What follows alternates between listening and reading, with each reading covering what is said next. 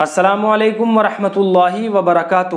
محترم ناظرین، آج ہم بات کرنے والے ہیں دو ناموں کے بارے میں۔ پہلا نام ہے ارواح اور دوسرا نام ہے روحا۔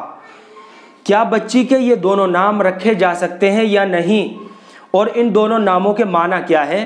تو چلیے اس بارے میں تھوڑی سی تفصیلات سمجھ لیتے ہیں۔ تو پہلا نام ہے ارواح۔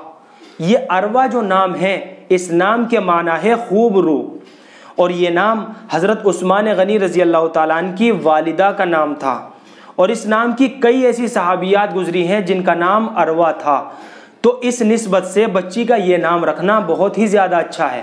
ارواح نام رکھا جا سکتا ہے، بہت ہی اچھا نام ہے۔ میں آپ کو ایک بات اور بتا دوں کہ صحابیہ کے ناموں کے بارے میں معنی کی کوئی ضرورت نہیں ہوتی، بس نسبت ہی کافی ہے۔ تو یہ ارواح نام رکھا جا سکتا ہے، بہت اچھا نام ہے، اور اس نام کے معنی ہے خوب روح۔ اب اسی طرح دوسرا نام ہے روحا، بڑے ہا سے روحا، تو اس نام کے معنی ہے پاک اور اچھی۔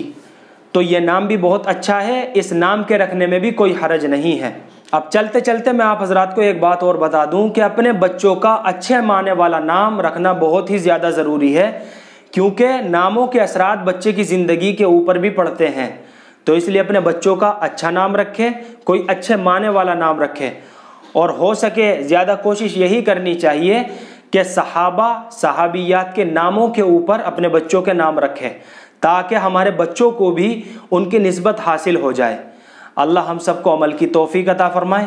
فقط والسلام۔